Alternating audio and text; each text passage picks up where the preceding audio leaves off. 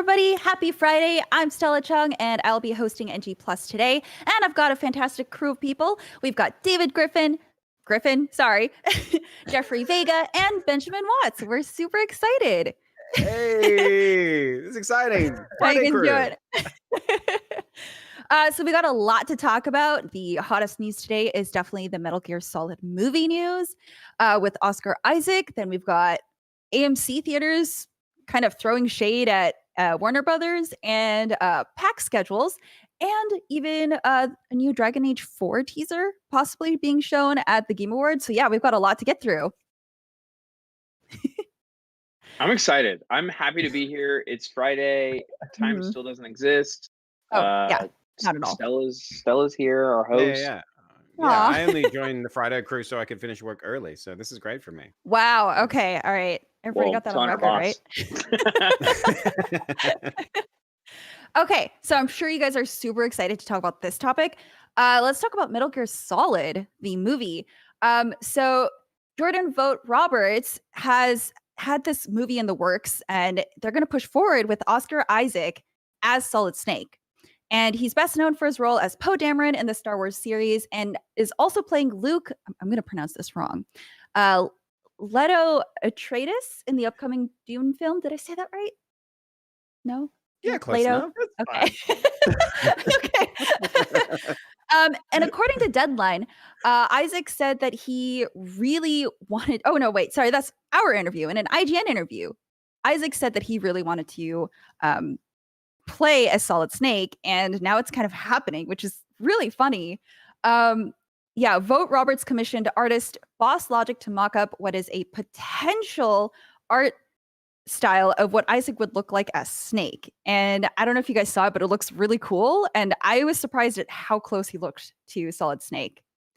There's no release date or production start date yet, but we know that it is in the works. So how do you guys feel about this? I am very excited. Metal Gear Solid is my favorite video game series ever.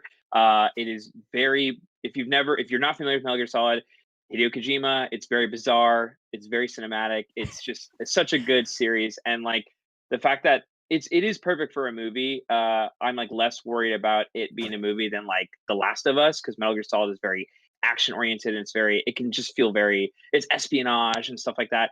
But it is so fun that we like on our own IGN live stream, Oscar Isaac was like, yeah, I want to play Snake. And like, heck yeah, that's amazing. Pedro Pascal was also in that clip. And he said, he's like, I want to be a video game character too.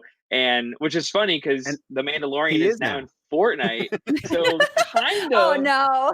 Yeah. That's right. Yeah, it counts. It counts. Yeah. I'm gonna make a TikTok about it, plugging our TikTok on tiktok.com/IGN. This is like really fun because like Oscar Isaac's great. He's great in Star Wars. We did not get enough of him in the new trilogy. He's very, very good. And Metal Gear Solid, I mean, it's gonna be fun. It's gonna be great. I miss movies. Movies have been sort of an enigma this year. But I'm love waking up to that news of Oscar Isaac, because I'm just like, hey, this is like, someone commented on our Instagram that they were just like, this is the perfect example of willing it, what you want, into existence. And that is amazing. Dreams can come true. If you're listening, if you're watching this right now, you can make your dreams come true. Wow, so manifesting. Yeah.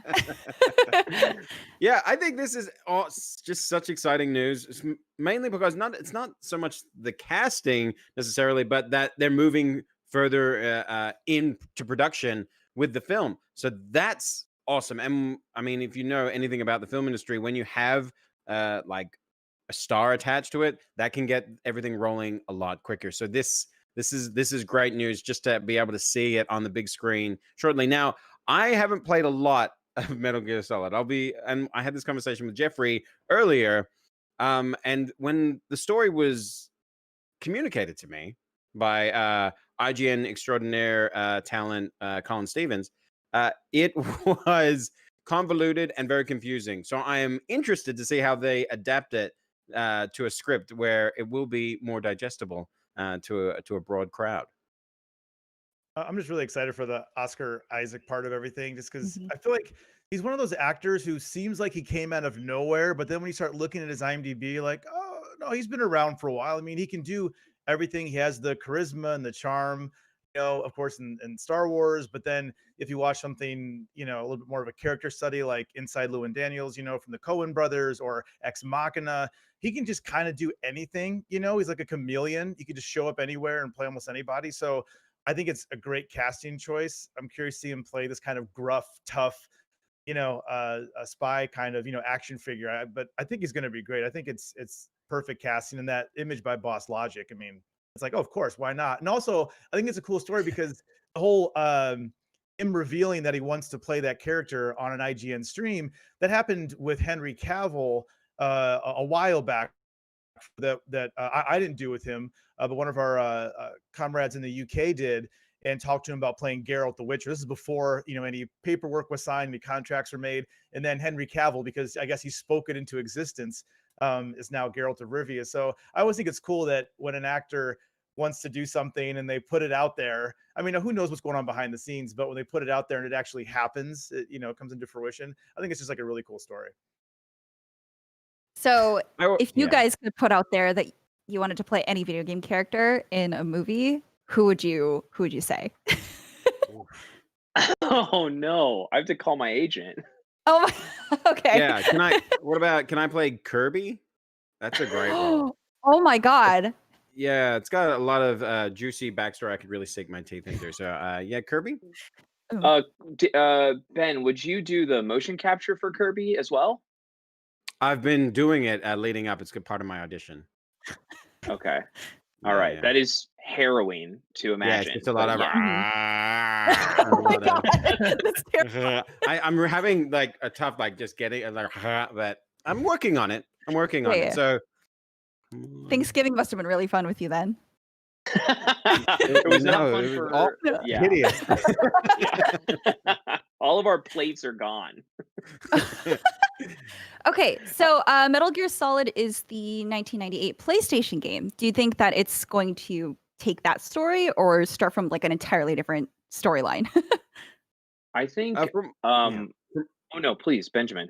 So from my understanding, yeah, I believe it's taken from the first game. I think that is the script, kind of the basis of the script adaptation is from the first game. So again, don't know anything about that first game. So Jeffrey, please take it away. Oh yes, yes. The first video game actually played the remake or remastered version on Nintendo GameCube. Shout out to the 2001 Nintendo console GameCube.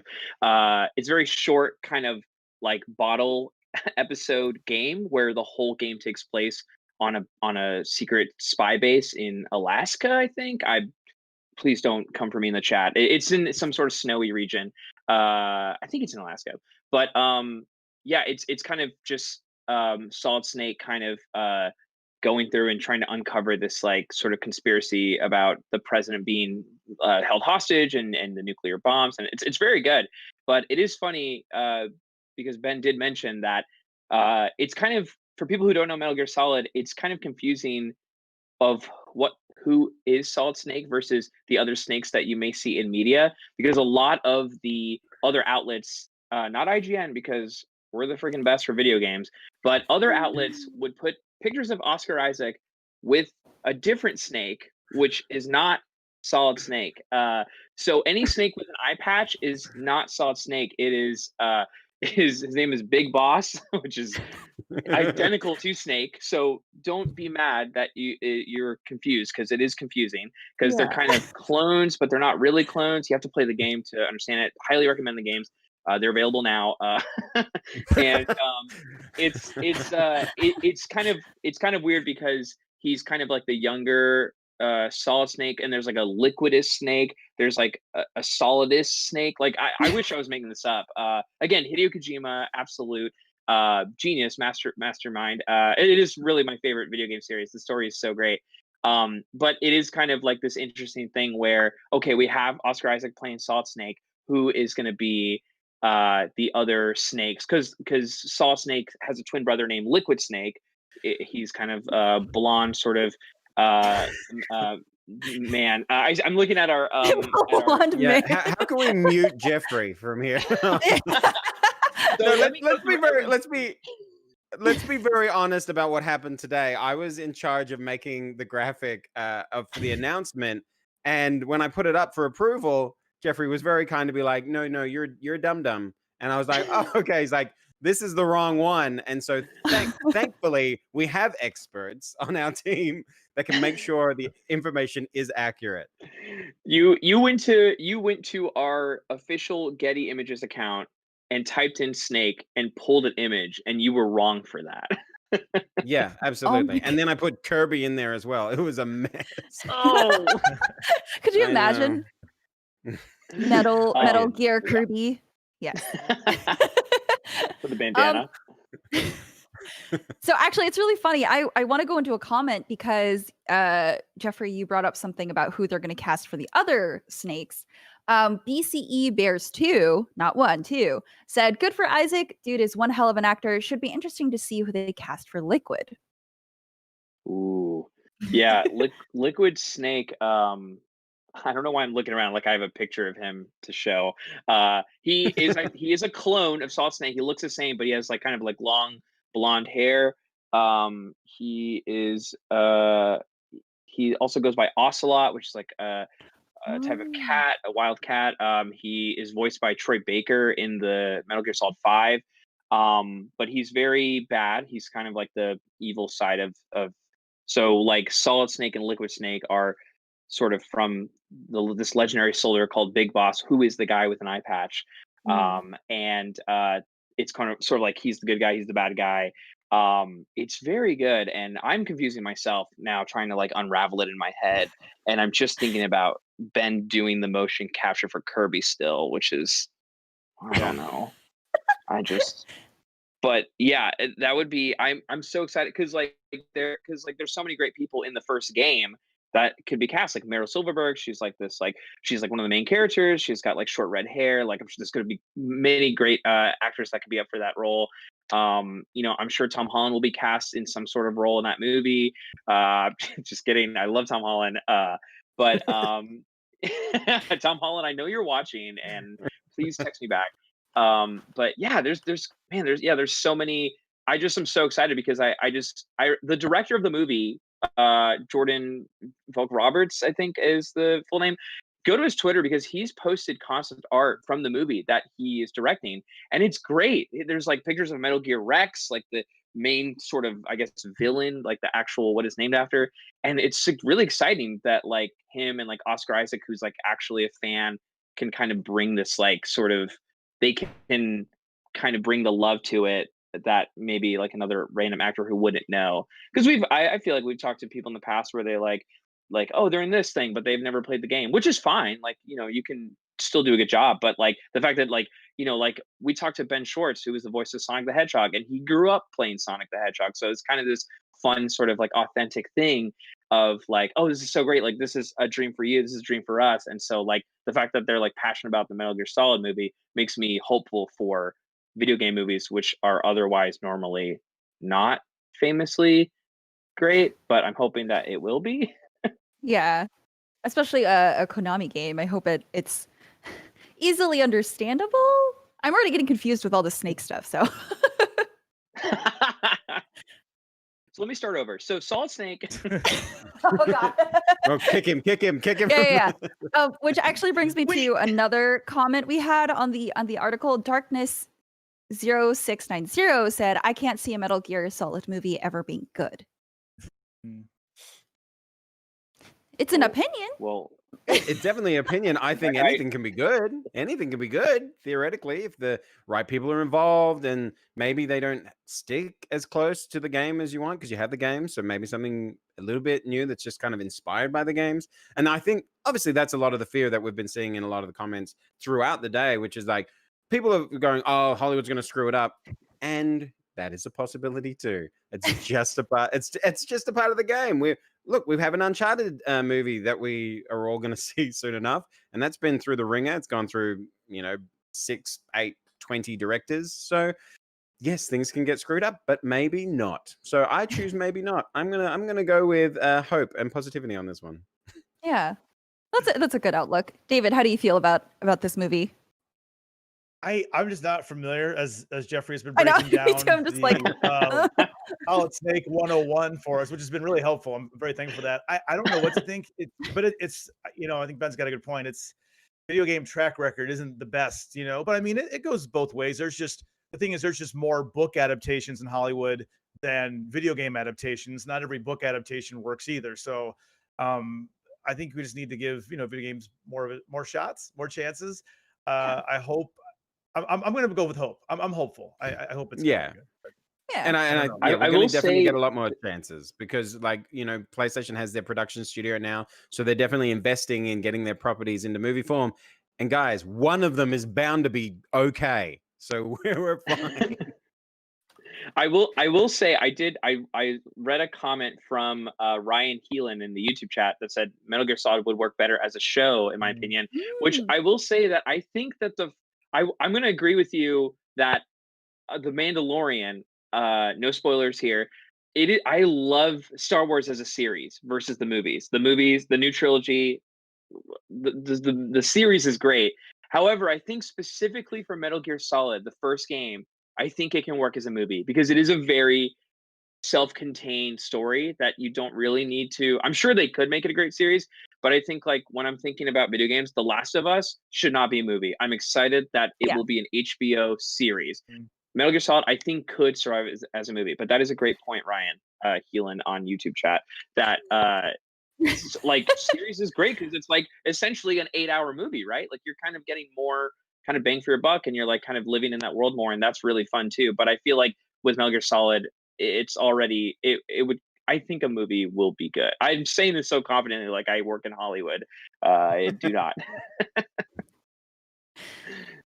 All right. Well, talking about movies and shows, let's talk about our next story, which is AMC throwing shade at Warner Brothers. I'm sure I think we talked about this. Well, we didn't talk about it, but the NG Plus crew yesterday talked about this, about how Warner Brothers announced that it's going to have 17 films releasing next year. One is actually releasing later this year, which is Wonder Woman 1984. Is that correct? Mm-hmm. Okay. Yeah, Yep. it's the new Wonder Woman movie. So CEO Adam Aaron thinks that Warner Brothers is sacrificing studio production and filmmaker profitability with its plan, and quotes, clearly Warner Media intends to sacrifice a considerable portion of the profitability of its movie studio division and that of its production partners and filmmakers to subsidize its HBO Max lineup. As for AMC, we will do everything in our power to ensure that Warner does not do so at our expense. We will aggressively pursue economic terms that preserve our business. And he also said that AMC theaters are already in an immediate and urgent dialogue with Warner Brothers. And Aaron also said that the theater chain is confident that incoming COVID-19 vaccines will make it easier for moviegoers to return to theaters safely and with peace of mind. And this statement came out the same day that the theater chain announced that it would be selling 200 million shares to raise $844 million, which resulted in a 17% stock drop. So, yeah, this isn't the first time AMC has found itself at odds with the movie studio. And it actually banned all Universal picture releases back in April when the studio bypassed a theatrical release for Trolls World Tour to release it as a video on demand movie. So I know that was a lot of information, but I don't know. That's some heavy shade. Yeah, well, I think it's interesting that you say shade because it's it's kind of the equivalent of throwing shade at somebody who's pointing a gun at your head. That's fair. It's like they are fighting for survival at this point. And I mean, AMC is the biggest cinema chain in the world, as far as I know. In the US. And in the US. yeah, I can't speak to international partners.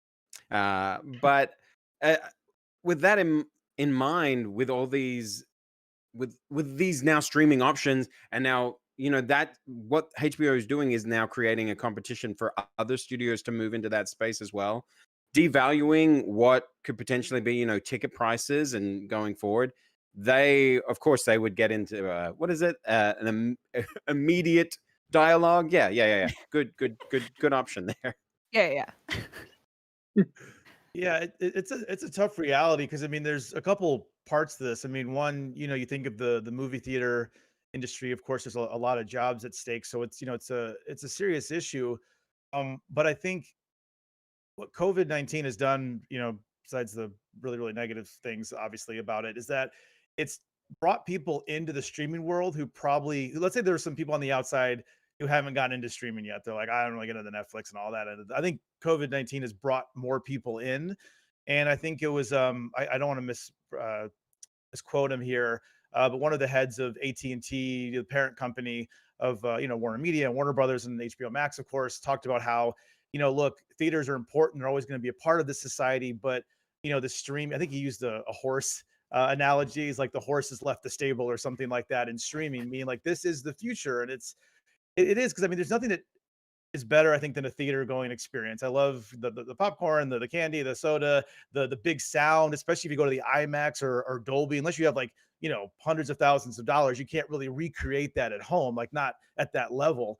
And there's just nothing that beats it. But it is so easy to be at home with these big, huge 4K TVs that you can get for, a decent price on a Black Friday and, you can watch Mandalorian and that's not a movie, but you can watch it in Dolby Vision and HDR and 4K. You have all these great, you have sound bars that sound pretty good, not theater quality, but pretty good. And it's tough. I mean, if you have the option between, especially now with what's going on with COVID, even in June, let's say the vaccine is out, if you have the option of watching Dune at home or going to the theater, I mean, obviously it's a personal decision, but I think a lot of people are going to stay at home still, even next summer. So, I mean, it's hard to say. I think HBO is trying to get ahead and they're trying to predict, which no one can do right now. The world is crazy, but they're trying to predict, like, they think that people are still going to be at home streaming. And I think it's a good bet on their part, but I don't want to see the movie industry fail. I don't want to see, I want to go to the movies again and I want to sit there on the big screen and hear the sound and just see a movie with other people. Like there's that energy. You just can't.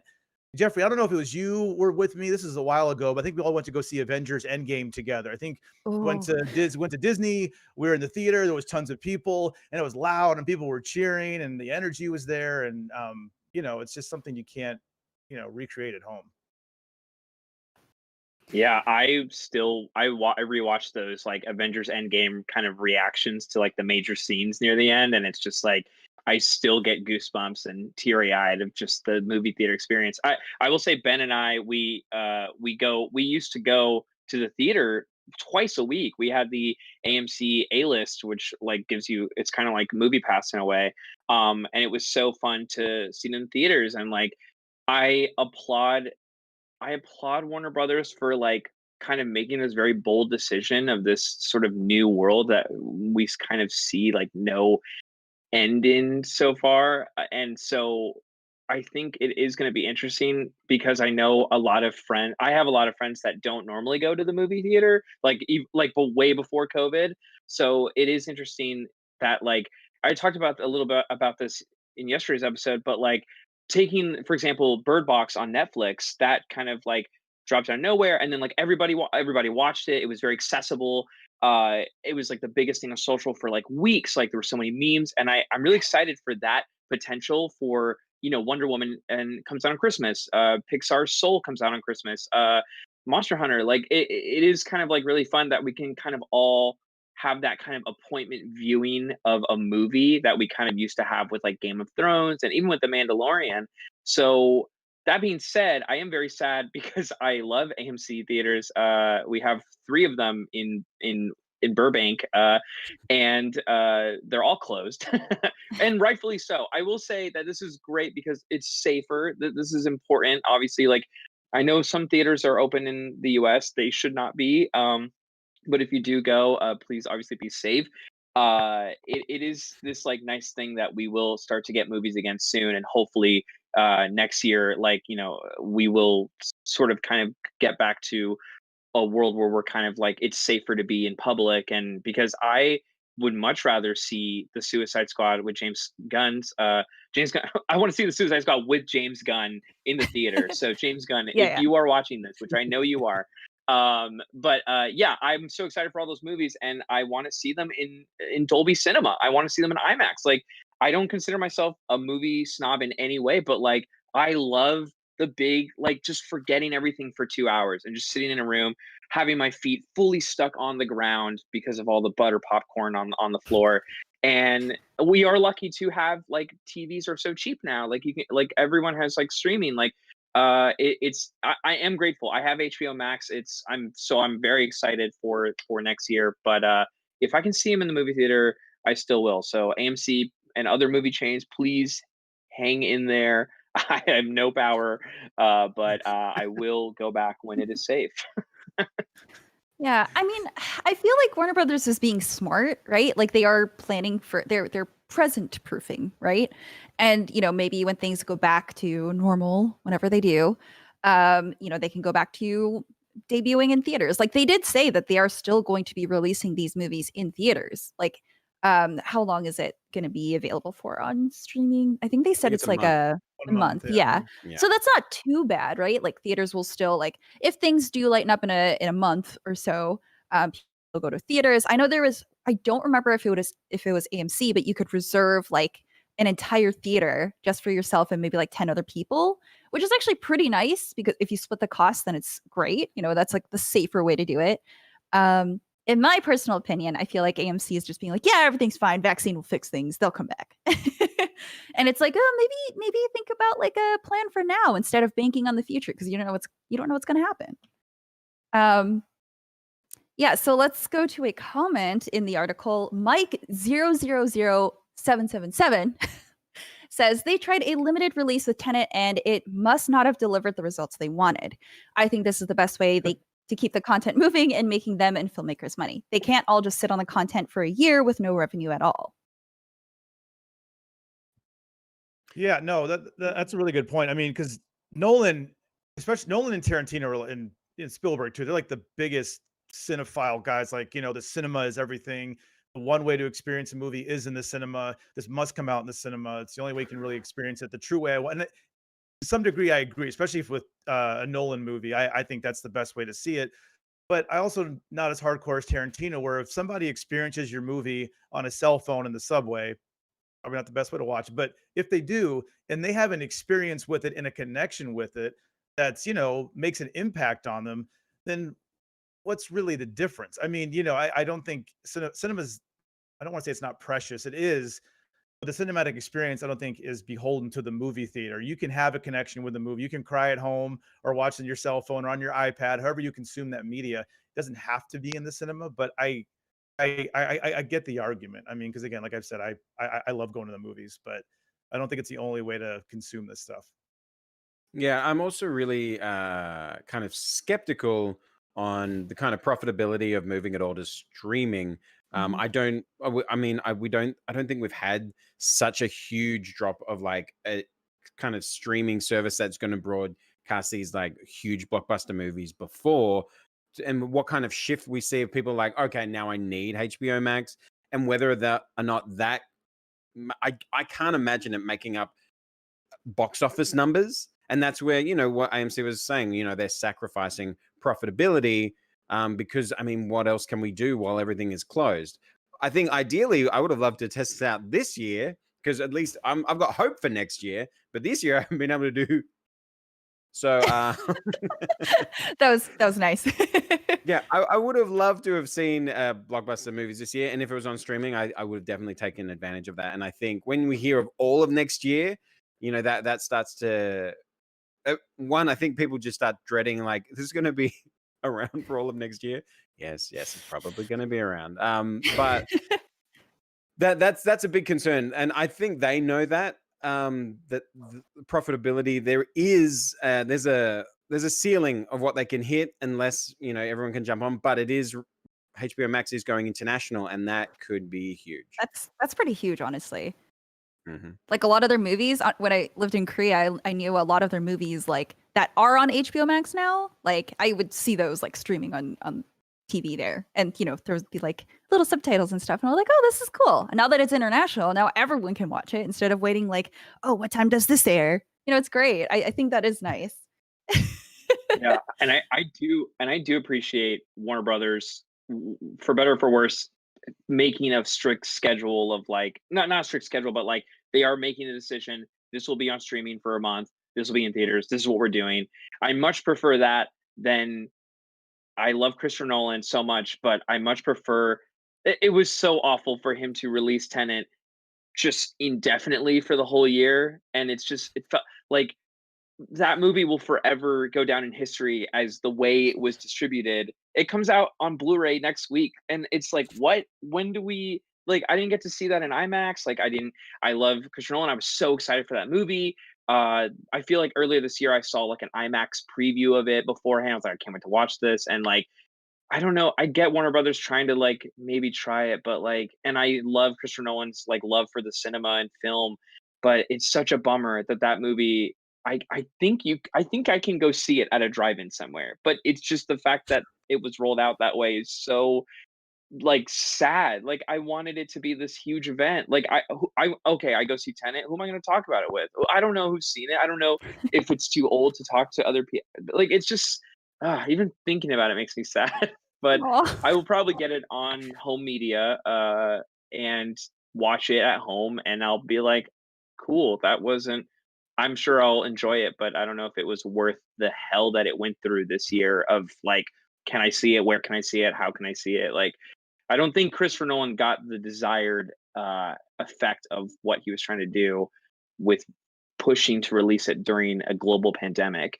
But Christopher Nolan, if you're watching this, I'm a huge fan, and so many celebrities watching this. And yeah, so I mean, I'm excited. I'm grateful to Warner Brothers for saying, hey, you're going to be able to watch Tom and Jerry next March at home. Great. Okay, cool. Let's make it happen. Let's celebrate it. Let's, I there's no way they'll make up all the money that they would at box office as we mentioned, but it's better to if they're gonna like really kind of make HBO Max like a strong contender versus the other streaming services. This is a great way to do it. I'm here for it. Yeah. Plus you can make new memories at home, right? Like you can watch with your family, your loved ones. It'll be great. And speaking of another thing you can watch while at home, like that segue. Okay. Sorry, that was so bad. Our third story, Dragon Age 4, there's going to be more teasers at the Game Awards with new short stories. So it has been teased that the Untitled Dragon Age sequel will make some sort of appearance at the show, hosted and produced by Jeff Keighley. In addition, the release highlighted 4 new short stories written by BioWare's narrative team, which have been created to help paint a picture for the future of Dragon Age and, quote, provide some insight into the upcoming reveal. Keighley also confirmed the appearance on Twitter.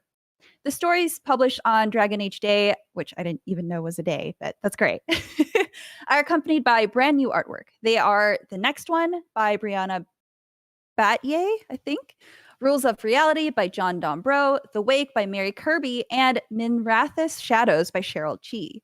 What exactly will be shown is unclear, but it does appear that clues may be found with the words of these new stories. EA debuted the first Dragon Age 4 teaser at the Game Awards in 2018, and most recently offered a behind-the-scenes look at Gamescom 2020. EA has announced that Casey Hudson, the general... Oh, wait, sorry, real quick. I think this was news yesterday, but also amidst all of this, EA announced that Casey Hudson, the general manager of BioWare, and Mark Dara, the executive producer on the upcoming Dragon Age, will be leaving the company. So it's like, yay, new Dragon Age, which means like trailers or teasers, which means it's more solidified. But at the same time, these 2 major people are leaving. So it's like, how do we feel? I have never played Dragon Age, so I don't know how I feel about a game Oh, okay. I have zero investment in. But I think it's pretty much a guaranteed. If this has debuted at other Jeff Keighley events, then there's your in right there. This will definitely be at the Game Awards. Jeff Keighley is taking over development of Dragon Age 4. That is not true. No, yeah, no, I have not played it either, but it is sort of always kind of like a little nerve-wracking when there's like kind of big leadership changes of just like, oh, this could be good or bad. So every option really. It could be anything. But it is always interesting when we do get that kind of public-facing statement or comment or whatever that can only lead to just speculation. But anything that kind of like leads to more fun games, like, it's always good to kind of hope for. Yeah, I can't speak to I've never Dragon played Age. it. Yeah, same. I'm a. Oh, I've no never one's played as it here. No, but I'm Aw. a big Mass Effect Just the worst fan, panel. So I'm invested in BioWare. I want them to do well. I'm curious to see what Mass Effect's future is going to be. I was really excited about the big announcement last month about the new remastered version, which I guess everybody knew was coming for the last 5 years. But I'm excited that's happening. So I hope this isn't bad for the company. That's the only thing I would worry about. Yeah, I looked on Twitter because I was like, oh, there's new teasers. Like, are they out yet now, or are they going to come out? So I was looking, and everyone seems to be pretty excited still, which is really great. I know a lot of people didn't like Inquisition, but that's the first Dragon Age I played and the only one, and I actually really liked it. So that's, I don't know. I'm really looking forward to it. Like, it felt more modern, right? Like, I want to try to play the first Dragon Age, but I hear that has like older mechanics and stuff. So it's like, okay, I'll take my time getting into that. So another modern Dragon Age game I'm excited for.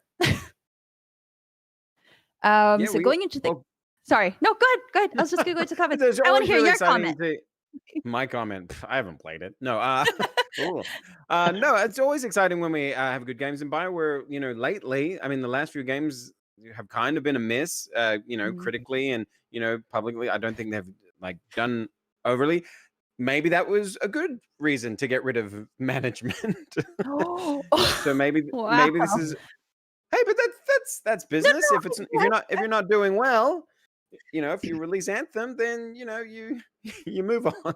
I don't know. That's right. Yeah. Are we talking about that game? No. Okay. Yeah, so EXO Harbinger commented on the article. I recently replayed this entire series about 2 months ago. Dragon Age Origins is fantastic and Dragon Age Inquisition is great. Underrated vastly, in my opinion. Dragon Age 2, however, we don't talk about. Which I haven't played anything other than Inquisition, but this is generally what I've heard. It's like how people don't like to talk about the first Dark Souls. They're just like, no. Oh, no, wait, not the first one. The second one. Yeah. The confidence. I love it. Oh, and then, okay, so that was a more positive comment. Here's a more negative one by Third Echelon Killy 117. I'd bet money that they don't even have a game in development yet, or rather, whatever they had been working on has been scrapped again. How much? Again, this is probably why they moved management out. They're definitely working on something. Yeah, I feel like if they're releasing teasers and stuff, even if it is like story-based teasers, I feel like it's still something, right? It's something solid, right? I mean, Cyberpunk was like, what? A video teaser of one girl like in the street for so long. Come on, man. And now it's a real thing. It's releasing this year, I think. I'll believe it when I see it. Yeah, well, I mean, wasn't another game that I think I'm right on this. The like Metroid Prime 4, didn't Nintendo like fully scrap what they had so far and was kind of redeveloping it from the ground up, and people were like, no, this like it means more years of waiting. But I feel like when that stuff happens, as a bummer as it is, it always has to be good. Like I obviously like I feel like a lot of people, a lot of our audience would prefer to like wait, when a game gets delayed. It's like, okay, this is good. They need this, like, we don't want a rush game. And so like whether or not there is a game in development or not, I feel like hopefully the decisions that have been made will be for the greater good of the game. Yeah, absolutely. Also, I totally forgot that happened with Metroid, so great. Yeah, that was so sad long about that ago, too. yeah. Yeah, what even is this year?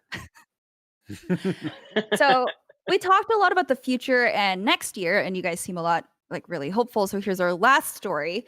PAX revealed tentative dates for 2021. So PAX revealed its tentative calendar for conventions set to take place next year. This includes PAX East, PAX West, PAX Australia, even though they haven't really set a date yet. They said more information was to come, and PAX Unplugged. So PAX East, which usually takes place like in the early months, would be in June 3rd to 6th. PAX West would be September 3rd to 6th. and PAX Unplugged would be December 10 to 12. PAX says if things don't improve by next summer, they will cancel the shows or convert them to a digital experience similar to PAX Online that took place earlier this year after PAX West was canceled. Currently, these dates are being released early to allow industry guests to plan for their upcoming year, assuming public gatherings are allowed by then. So we have a quote here from the director of PAX events, Kyle Marsden-Kish, who says, "We care deeply for the health and safety of our amazing attendees and industry partners who have brought PAX to life for 17 years. We are cautiously optimistic about improvements in the global COVID-19 situation next year, but we are carefully monitoring the situation to make sure PAX only proceeds if deemed safe to do so." So I know IGN worked a lot of these events. How are you guys feeling about this? Well, it's interesting that PAX Australia doesn't have a date because that's the most likely to go ahead. I think they have kind of a better handle on what's going on in the world at the moment. But I mean, we might as well be hopeful. You've got to plan for the best outcome. So yes, they're going to put the dates in. Most likely, if you're looking at it now, probably not a good idea to meet in June. But hey, vaccines may be great. Might get great distribution, and we might all be good to go. Doubtful.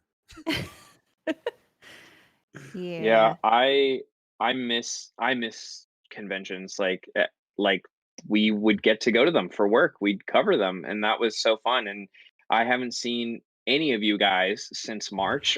So it's a little uplifting to kind of see them kind of go forward with it. I kind of think about the Oscar Isaac thing, like they're willing it into existence. Like, can we make it happen? But yeah, like kudos to them for the caveat of like, hey, if it's not safe, like we're gonna cancel it. Like, of course, yeah, that's great. Like, please, like, I'm glad that it's not gonna be like we're gonna do it no matter what, because that's not good.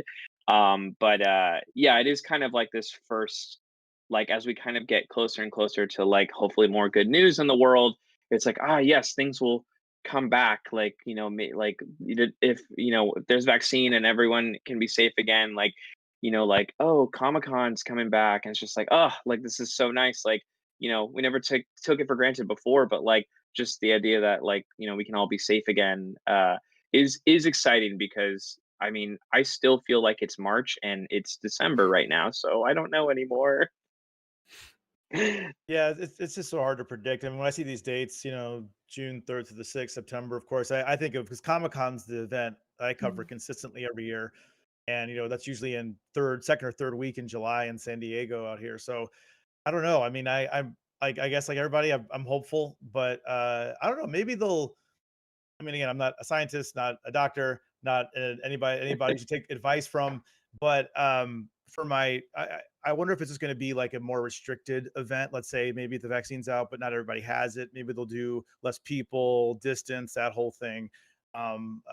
I kind of wonder if we do something like that. Maybe it won't be the full packed convention, but maybe a smaller version of it. So hopefully next year, I hope we get something back, even if it's just a small taste of it. But we'll see. Yeah. And I'm interested to see a lot of these conventions, that were, some like E3 was like an industry convention that kind of broadened out and became a public convention, whether they kind of start to shrinking to more industry stuff, because it's so expensive for companies to go and have booths and have a setup there, that they need to kind of maximize their coverage.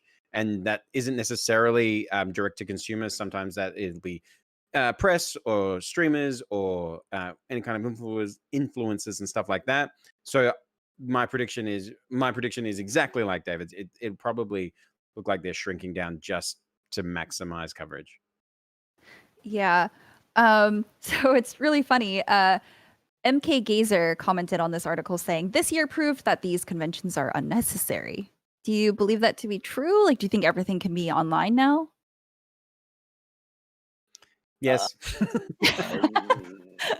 I mean, So yes, it is true. Everything can be online. Should it? Do we want it to be? That's it. No. Yeah, it's very interesting. I'm sure you guys have also had to transition from being in the office, being able to like do things physically, and now you're like, oh, I got to do everything digitally. I mean, even this Daily Show, we have like our own digital studio, and that's still very weird to me. Yeah, everyone can see where I sleep. Like, how is that fair to me? Oh, that's right.